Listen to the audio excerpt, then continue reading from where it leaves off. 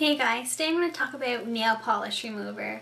I know it's kind of a thing that you have learned since you were like 2, started wearing nail polish, but it's something actually quite important and will actually save your fingernails, for example, if you're trying to take off your toenail polish. First things first, you should get a nail polish that is non-acetone.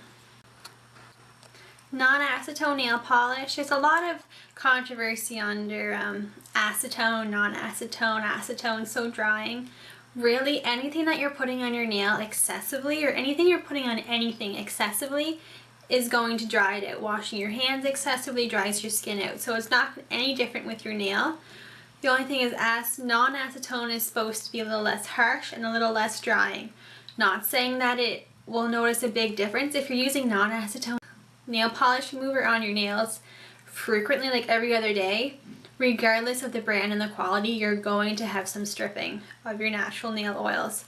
But a stripped kind of dry nail does help the polish stay on longer, which means you'd have to use it less, nail polish remover, so it kind of evens out. I don't know, you can make that call yourself. I use non-acetone because it's the same price. It's available at any Shoppers Drug Mart or Walmart or Zellers or anywhere like that for that matter. So it's whatever you really want. My only recommendation would be to get one that has a pump bottle.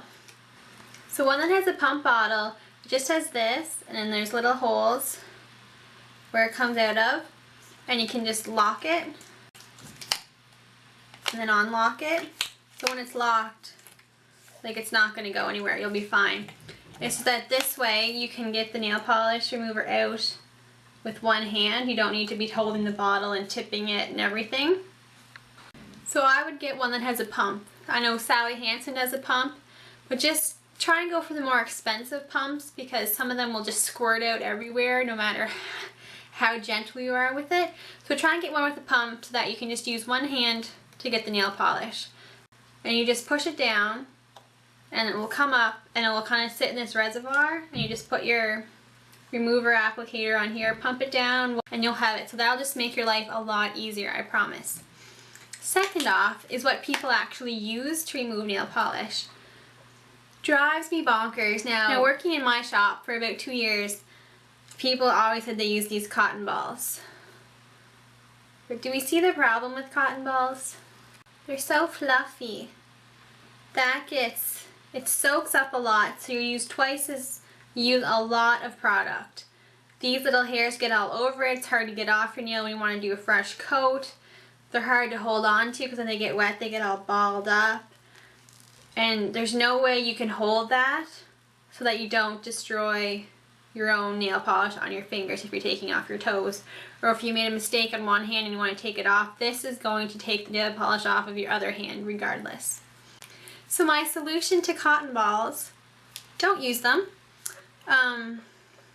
Use gauze. Now I couldn't find any of my 1x1 gauze. This is 2x2 gauze, which I use for facial cleansing, but you get the idea. You can just, if you can't find the gauze, you can get it, in the first aid aisle section. Just any kind of gauze. It doesn't have to be soft, whatever you want. You can just kind of cut it down the middle if you have the big one, and then cut this into 4 sections. So the size of gauze I normally use is that big.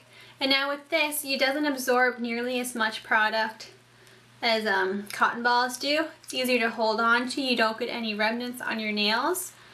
As well, I usually fold them in half, and it would be less thick because this is a full one. It's not cut or anything. Put it here between your finger, okay?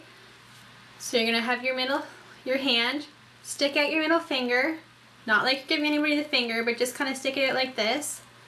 You're gonna put the cotton, or not the cotton ball, the gauze in the middle. Okay, so you have it all on one hand. You can then take your pump and you can, you don't have to hold it, so you're using one hand here. Pump, pump.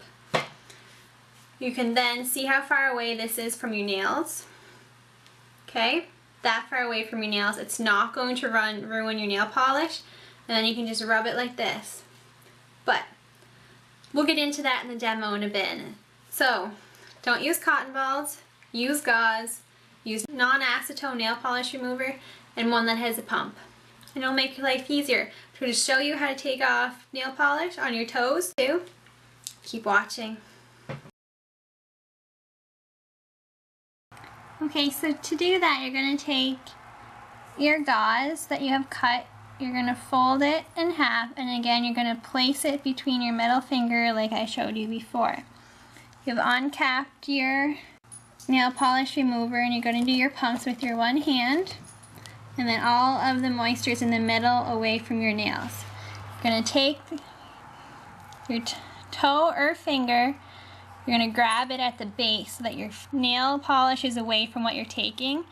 This is the key part. You're going to put the gauze, the nail polish remover on the toenail for about 10 seconds. The reason you want to leave it on for about 10 seconds is because this allows the nail polish to work through the top coat, which is the toughest. It'll be easier for you to rub and to remove the polish. You want to avoid a lot of moving of the nail bed, because if you wiggle back and forth really hard, it can cause the nail plate to lift from the nail bed, and then that'll bring up a whole other host of nail problems.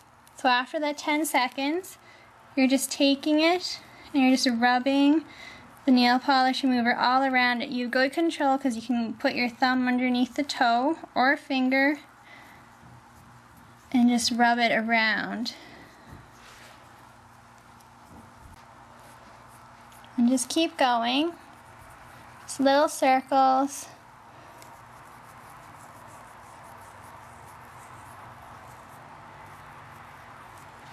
And that's how you properly remove nail polish. Thanks for watching.